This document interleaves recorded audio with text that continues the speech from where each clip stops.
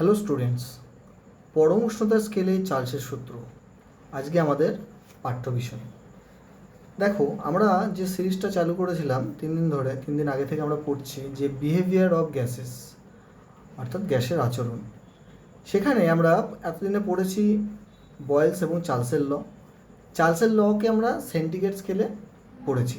সেখানে সেন্টিগ্রেড স্কেলের ইকুয়েশনটা কী ছিল, যে ভিটি প্লাস মাইনাস ছিল অবশ্যই V0 into 1 plus t by 273। আশা করি মনে আছে তোমাদের, আগের দিন তোমরা পড়েছো এটা, তাই না? তো দেখো, আজকে আমরা পরম স্কেলে চার্লসের সূত্র পড়ব। পরম স্কেল কি আগের দিন আলোচনা করেছি, কেলভিন স্কেলকে কী বলা হয়? পরম স্কেল, তাই না?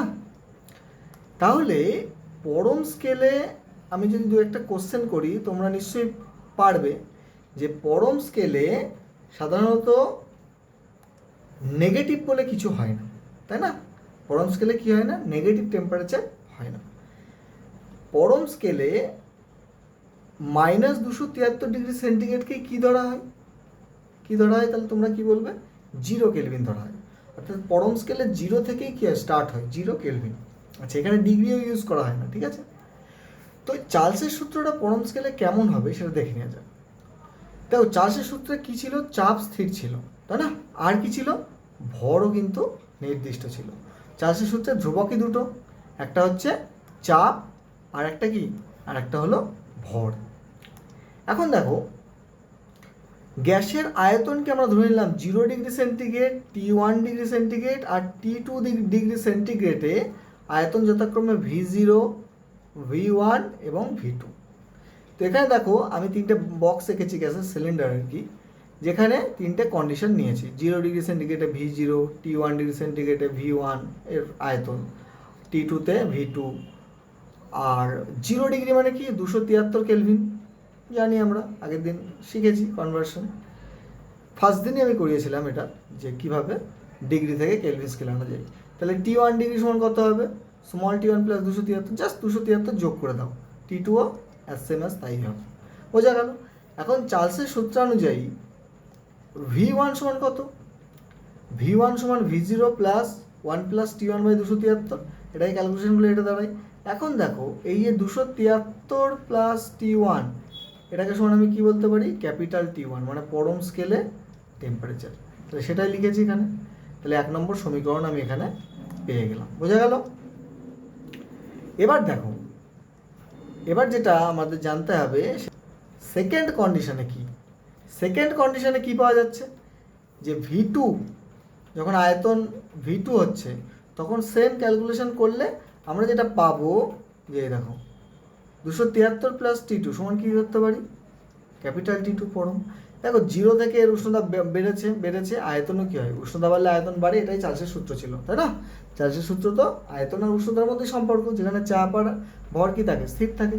এখন এই 1 নম্বরকে আর এই 2 নম্বরকে ডিভাইড যদি করি, তাহলে কি পাবো? V1 বাই V2 সমান, কাটাকুটি হয়ে যাবে সব, যে দেখো V0 কাটবে, আর 273 কাটবে, তাহলে পড়ে রইল কি?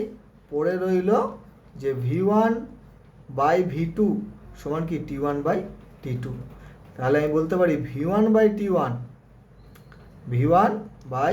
T1 সমান কি? V2 by T2। Very very important. এখান থেকে আমরা অঙ্ক করতে পারবো চার্লসের সূত্রকে। তাহলে কেলভিন স্কেলে আমরা চার্লসের সূত্র ইউজ করলাম।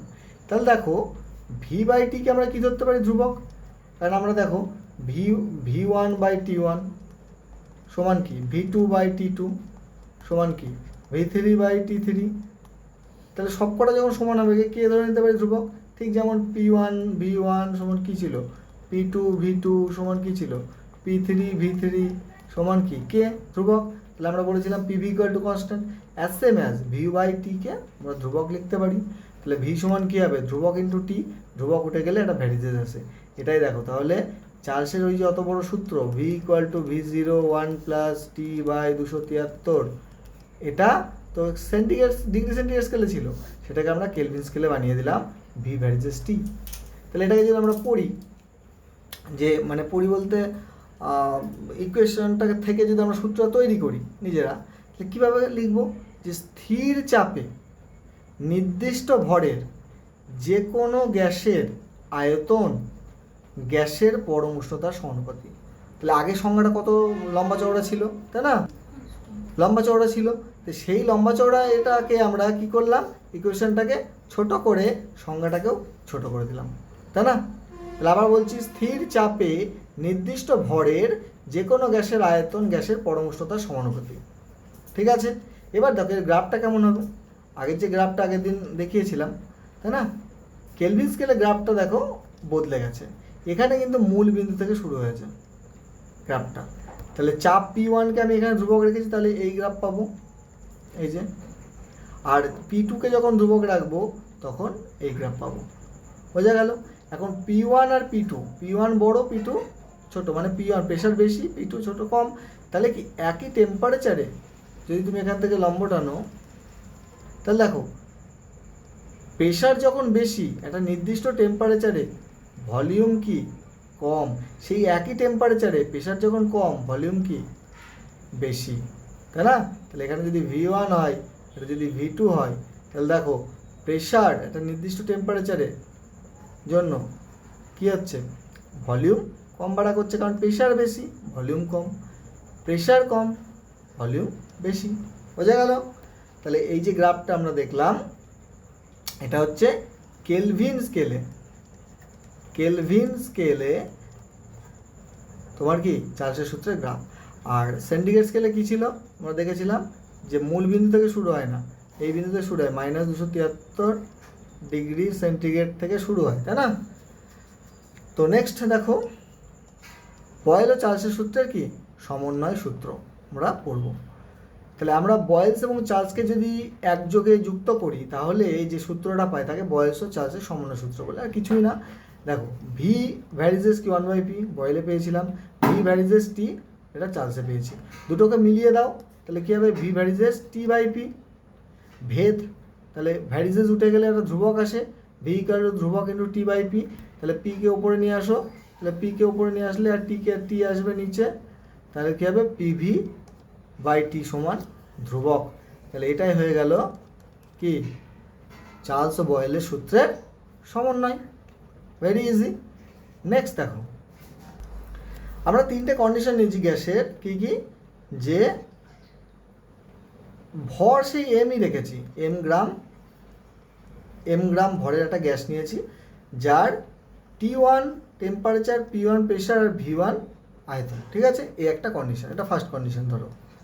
এবার এখান থেকে গ্যাসটাকে সেকেন্ড কন্ডিশনে নিয়ে যাওয়া হলো, 2 নম্বর কন্ডিশনে। তখন কি হলো, টেম্পারেচার বাড়লো কমলো এটা না, পরিবর্তন হলো T2, P2 হচ্ছে প্রেশার আর V2 হচ্ছে এর আয়তন হয়ে গেল। নেক্সট এখান থেকে আমি থার্ড কন্ডিশনে নিয়ে গেলাম, থার্ড কন্ডিশনে কি T3 P3 V3 এর স্টেট হলো। ঠিক আছে, ভর দেখো প্রতিটা ক্ষেত্রে কি এম গ্রাম করেই রাখা হয়েছে। ঠিক আছে, এবার দেখো তাহলে ফার্স্ট কন্ডিশনে P1 V1/T1 কি ধ্রুবক হবে, যেহেতু নির্দিষ্ট ভরের গ্যাস নিয়েছি। সেকেন্ড কন্ডিশনে P2 V2/T2 কী হবে, ধ্রুবক হবে, যেহেতু নির্দিষ্ট একই ভরের গ্যাস আছে, একই গ্যাস। থার্ড কন্ডিশনে P3 V3/T3 সমানও কী হবে, ধ্রুবক হবে, same gas, condition just change করা হয়েছে। তাহলে তিনটেরই যেহেতু ধ্রুবক সেম, তাহলে তিনটেকে আমরা যদি মিশিয়ে দিই, তাহলে কী দাঁড়াবে, যে P1 V1/T1 সমান P2 V2/T2 সমান P3 V3/T3। এটাই হচ্ছে এই চার্লস ও বয়েলের সূত্রের সাধারণ সমীকরণ। ঠিক আছে, এখান থেকে দেখো আর একটা সূত্র আসে, যেটাকে বলা হয় চাপের সূত্র, প্রেশারস ল, ঠিক অনেকটা চার্লসের সূত্রের মতোই। তো এখানে কি বলা হয়েছে, যে PV/T এটা সমান আমি যদি ধ্রুবক ধরি, কেন ধ্রুবক ধরবো, কারণ ভর নির্দিষ্ট একটা গ্যাসের।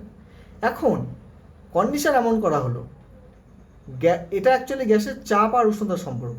চার্লসের সূত্র কি, গ্যাসের আয়তন আর টেম্পারেচারের সম্পর্ক, স্মল টি দাও আর ক্যাপিটাল টি ইউজ করো, যাই করো না কেন। তাহলে আয়তন আর টেম্পারেচার, এখানে কি গ্যাসের চাপ আর টেম্পারেচারের মধ্যে সম্পর্ক। তো দেখো এখন গ্যাসের আয়তন যদি আমরা নির্দিষ্ট করে দিই, মানে ভিকে কনস্ট্যান্ট করে দিই, কোনো একটা গ্যাস নিলাম যার আয়তন কনস্ট্যান্ট, ভরও কনস্ট্যান্ট, তাহলে তার প্রেশার টেম্পারেচারের সাথে কীভাবে চেঞ্জ হবে। সেখানে দেখো ভি যদি কনস্ট্যান্ট হয়, তাহলে ভি চলে যাবে ধ্রুবকের দিকে, তাহলে পি বাই টি সমান ধ্রুবক হয়ে যাবে। তাহলে পি সমান কী হবে, ধ্রুবক ইন্টু টেম্পারেচার, ধ্রুবক তুলে দিলে পি ভ্যারিজেস টি, তাই না? অনেকটা চার্লসের সূত্রের মতোই, ভি ভ্যারিজেস টি, এটা পি ভ্যারিজেস টি। অর্থাৎ এখান থেকে কী বোঝাচ্ছে যে টেম্পারেচার বৃদ্ধি করলে প্রেশার কী হয়, বাড়ে, আর টেম্পারেচার হ্রাস করলে প্রেশার হ্রাস হয়, স্বাভাবিক। এটা আমরা অণুর যখন গতি পড়ব, হ্যাঁ, আণবিক স্তরে, তখনও দেখব যে টেম্পারেচার বাড়ালে অণুগুলোর গতিশক্তি বৃদ্ধি পেয়ে যায়, ছুটোছুটি বেশি করে, ছুটোছুটি যত বেশি করবে দেয়ালে ধাক্কা মারবে, দেয়ালে ধাক্কা মারলেই কী হবে, তোমার প্রেশার বাড়বে। কারণ আমরা ফার্স্ট লেকচারে পড়েছিলাম যে ধাক্কা বলের সঙ্গেই প্রেশারের কী সম্পর্ক। তাহলে দেখো এখানে স্থির আয়তনে নির্দিষ্ট ভরের গ্যাসের চাপ গ্যাসটির পরম উষ্ণতার সমানুপাতিক, পরম উষ্ণতার সমানুপাতিক, ঠিক আছে? নেক্সট দেখো এর যে গ্রাফটা হবে সেই গ্রাফটা এখানে এঁকেছি, অনেকটা চার্লসের সূত্রের মতোই গ্রাফ, যে একদিকে পি একদিকে টি, ওখানে যেমন ভি ছিল, এখানে V1 আর V2 কনস্ট্যান্ট হবে, তাহলে V1 বেশি V2 কম। তাহলে তোমরা একটা নির্দিষ্ট টেম্পারেচার ধরে নাও, ধরে নিলেই বুঝতে পারবে যে কেন কোনটা বেশি কম হচ্ছে। ধরো এখানে তো প্রেশার কি, প্রেশার P1 কম P2 বেশি, প্রেশার যখনই কম হবে আয়তন সবসময় কী হয়, বাড়ে, ওই জন্য V1 বেশি। আর প্রেশার যখনই বেড়ে যায় আয়তন সমান কী হয়, আয়তন কমে যায়, ওই জন্য V2 কম। বোঝা গেল? ওকে, তাহলে আমাদের মোটামুটি সূত্রগুলো এখানে কমপ্লিট। এবার আমরা 2-4টে নিউমেরিক্যালস করব, ঠিক আছে? দেখো আজকে যে ফার্স্ট নিউমেরিক্যালসটা আমরা করব সেটা কি, যে 17 ডিগ্রি সেন্টিগ্রেড উষ্ণতায় ও 750 Hg চাপে, পারদ চাপ, নির্দিষ্ট ভরের গ্যাসের আয়তন কত, 580 সেমি কিউব। ওই চাপে, এইটাই হচ্ছে পয়েন্ট, ওই চাপে, চাপ এখানে কি কনস্ট্যান্ট চাপ মানে কি তোমার চার্লসের সূত্র ইউজ করতে হবে। 47 ডিগ্রি সেন্টিগ্রেড উষ্ণতায় কত আয়তন হবে, আয়তন চেয়েছে। তো দেখো প্রশ্নটা পড়ার পর নিজেরা করার চেষ্টা করবে, ঠিক আছে? আমি যদিও করে দিয়েছি অঙ্কটা, তো এখানে কীভাবে স্টেপ বাই স্টেপ করবে দেখো। ফার্স্ট অঙ্কটা দেখে নাও। প্রাথমিক অবস্থায় এইভাবে ছক কষবে, এটা হচ্ছে পরিবর্তিত অবস্থা বা অন্তিম অবস্থাও তুমি বলতে পারো, অন্তিম অবস্থা, ঠিক আছে? তাহলে প্রাথমিক অবস্থায় V1 মানে আয়তন হচ্ছে দিয়ে দিয়েছে, T1 দিয়েছে ডিগ্রি সেন্টিগ্রেডে, কিসে, ডিগ্রি, এই দেখো 17 ডিগ্রি সেন্টিগ্রেড, কিন্তু কেলভিন স্কেলে 17 ডিগ্রি সেন্টিগ্রেড বসলে অ্যান্সার বেরোবে না, তোমাকে কী করতে হবে, 273 যোগ করে 290 কেলভিন বের করে নিতে হবে। নেক্সট দেখো অন্তিম পর্যায়ে কী আছে, V2 বের করতে বলেছে, এটা আমাকে কত আয়তন হবে। T2 দেখো, এখানেও দেখো 47 ডিগ্রি সেন্টিগ্রেড টেম্পারেচার দিয়ে দিয়েছে, অর্থাৎ কি সেন্টিগ্রেড স্কেল থেকে কেলভিন স্কেলে করতে হবে, 320 হবে 273 যোগ করলে। এবার ভেরি ইজি, চার্লসের সূত্র ইউজ করো, V1/T1 সমান কি, V2/T2, T1 এর মান বসাও, V2 আর T2 এর মান বসাও, V2 বেরিয়ে যাবে কত, কাটাকুটি করবা, এখান থেকে 0 কাটবা, এখান থেকে দেখবা 640 সেমি কিউব বেরোবে ফাইনাল অ্যান্সার। বোঝা গেল? সেকেন্ড যে ম্যাথটা দেখো, খুবই সহজ অঙ্ক আছে এখান থেকে, হ্যাঁ, জাস্ট ইকুয়েশন মনে রাখলেই হবে। স্থির চাপে এরকম বলে দিয়েছে, স্থির চাপে, যখনই বলবে স্থির চাপ তাহলে কি ধরে নেব, যখনই বলবে স্থির চাপ একদম চোখ বুঝে কিসের সূত্র,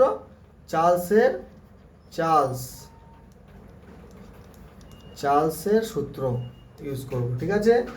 তাহলে এখানে দেখো গ্যাসের বলছে নির্দিষ্ট ভরের গ্যাসের 0 ডিগ্রি থেকে কত ডিগ্রিতে বাড়ানো হয়েছে, তাহলে প্রাথমিক উষ্ণতা এখানে কি 0, অন্তিম কত 546 সেন্টিগ্রেডেই দিয়েছে, কেলভিন করে নিতে হবে। উত্তপ্ত করা হলো গ্যাসটির অন্তিম আয়তন, সেম V2 চেয়েছে, ও না সরি, এখানে অন্তিম আয়তন আর প্রাথমিক আয়তন অনুপাত চেয়েছে, অনুপাত রেশিও কত, একই ব্যাপার। তো দেখো এখানে কি করতে হবে, আয়তন তো দেওয়া নেই, তাহলে আয়তন V1, আর সেকেন্ড অন্তিম আয়তন V2, টেম্পারেচার হচ্ছে 0 ডিগ্রি মানে 273 কেলভিন, আর 546 ডিগ্রি মানে 273 যোগ করলে 819 কেলভিন, ঠিক আছে? তাহলে দেখো এখান থেকে চার্লসের সূত্র ইউজ করো, V1/T1 সমান কি, V2/T2, V2/V1। হ্যাঁ, এখানে একটা জিনিস, প্রথমে চেয়েছি কিন্তু অন্তিম আয়তন আর প্রাথমিক আয়তনের সম্পর্ক, অন্তিম আগে, ওই জন্য আগে V2 লিখেছি, ঠিক আছে? আগে V2, নিচে V1, T2/T1 বসিয়ে দিলে 3, তাহলে 3:1 হচ্ছে। তো এই ধরনের অঙ্ক এগুলো এসেছে তোমাদের ক্লাস 10-এর বোর্ডের এক্সামে এসেছে, সেগুলোই আমি নিয়েছি। তো বেসিক্যালি নিয়েছি এই কারণেই যাতে তোমরা বুঝতে পারো যে এই ধরনের প্রশ্নই কিন্তু পরীক্ষায় আসে, ঠিক আছে? মানে বিশাল কঠিন কিছু আসবে এরম ভেবে ভয় পাওয়ার কিছু নেই, সেই জন্যই এগুলো দেয়া, মানে এগুলো রিপিট হয় বারবার, তাছাড়া কিছুই নয়, এই আসবে। হ্যাঁ, এ নিয়ে তোমরা একদম নিঃসন্দেহে থাকতে পারো, এই ধরনের কোশ্চেন সলভ করবে, that's enough for your exam. Okay, next দেখো, নির্দিষ্ট ভরের একটি গ্যাসে 13 ডিগ্রি সেন্টিগ্রেড উষ্ণতায় আয়তন কত? 520 সেমি কিউব অধিকার করে। চাপ যদি অপরিবর্তিত এই গ্যাসটিকে উত্তপ্ত করি, চাপ অপরিবর্তিত, তার মানে আবার কি চার্লসের সূত্র, উত্তপ্ত করলে গ্যাসের আয়তন হয়ে যায় কত? 700 সেমি কিউব। তাহলে অন্তিম উষ্ণতা চেয়েছে এখানে। তা আমি এখানে কি করি, সমন্বয় সূত্র ধরে নিই, ঠিক আছে? আমি একটু আলাদাভাবে করার চেষ্টা করেছি, একই রকম একঘেয়ে হয়ে যাচ্ছে। তো দেখো এখানে P1 ও P, P2 ও P, কারণ কি চাপ অপরিবর্তিত দুটোই P ধরে নিয়েছি। V1 দিয়ে দিয়েছে 520 আর V2 দিয়েছে কত? 700। T1 দিয়েছে -13, -13 মানে কি 273 থেকে বিয়োগ করলে 260 কেলভিন হবে, প্লাস দিলে যোগ, মাইনাস দিলে বিয়োগ 273 থেকে। T2 আমাকে বের করতে হবে। তাহলে সমন্বয় সূত্র কি? P1 V1 by T1, P2 V2 by T2 সমান। তাহলে P1 এর জায়গায়ও P বসিয়েছি, আর P2 এর জায়গায়ও কি বসিয়েছি? P বসিয়েছি, তাই না? বোঝা গেল? এটা একটু ডিস্টার্ব হয়ে গেল, কেটে দিই। হ্যাঁ, এই যে P1 আর P2 জায়গায় সেম বসিয়েছি। আচ্ছা, V1 এর জায়গায় কত? 520, V2 জায়গায় 700, T1 এর জায়গায় 260, T2 জানি না, বের করতে হবে। T2 এখানে P কেটে দাও, তাহলে T2 আসবে 700 ইন্টু 260 উপরে যাবে, 520 নিচে আসবে, 0 0 কাটবে, 52 26, 2 26 দুগুণে তো 52 হয়, তাহলে নিচে 2 আসবে, 2 দিয়ে 700 কাটলে কত হয়? 350 কেলভিন। এখন সেন্টিগ্রেড চেয়েছে অ্যান্সার, ডিগ্রি সেলসিয়াস, তাহলে আবার আমাকে ঘুরে 273 বিয়োগ করতে হবে, তাহলে 77 ডিগ্রি সেন্টিগ্রেড হবে, এটাই অ্যান্সার। ঠিক আছে, আজকে লাস্ট অঙ্ক যেটা করব সেটা হচ্ছে কি, দেখো সেটাও কিছু না, বয়েলের সূত্র, কিন্তু অন্যভাবে করেছি। দেখো বলেছে 770 mm এইচজি চাপে 27 ডিগ্রি সেন্টিগ্রেড, 27 ডিগ্রি সেন্টিগ্রেড উষ্ণতায় কোনো নির্দিষ্ট ভরের হাইড্রোজেন গ্যাসের 75 সেমি কিউব হচ্ছে কি আয়তন অধিকার করে আছে। ওই উষ্ণতায় 750 mm, তাহলে 770 চাপ ছিল, হয়ে গেল কি 750, হাইড্রোজেন গ্যাসের আয়তন কত? তাহলে দেখো ওই উষ্ণতায় বলেছে, তাহলে কি শিওর কি বয়েল সূত্র, কিন্তু আমি এটাকে এইভাবে করেছি, চার্লস বয়েল মিলিয়ে। দেখো P1 সমান কত? 770, P2 সমান 750, V1 75, V2 জানি না, বের করতে হবে। আর T1 সমান কত? দুটোতেই 300 কেলভিন। তাহলে জাস্ট এখানে আমি বসিয়ে দেবো, কেটে যাবে, তবু এটাকে ইউজ করছি।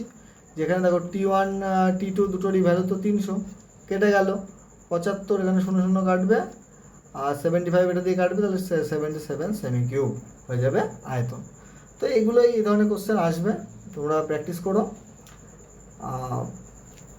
আচ্ছা, আমি আশা করব তোমরা পেন আর হচ্ছে নোটবুক নিয়ে বসেছিলে, নোটগুলো করেছো, কারণ তোমাদের পরীক্ষার সময় এটা রিভাইজ করতে সুবিধা হবে।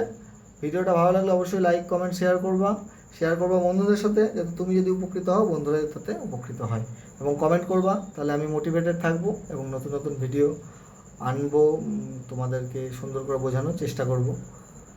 ভিডিওটা এতক্ষণ দেখার জন্য অসংখ্য ধন্যবাদ। ভালো থাকো, সুস্থ থাকো, দেখা হবে নেক্সট ভিডিওতে।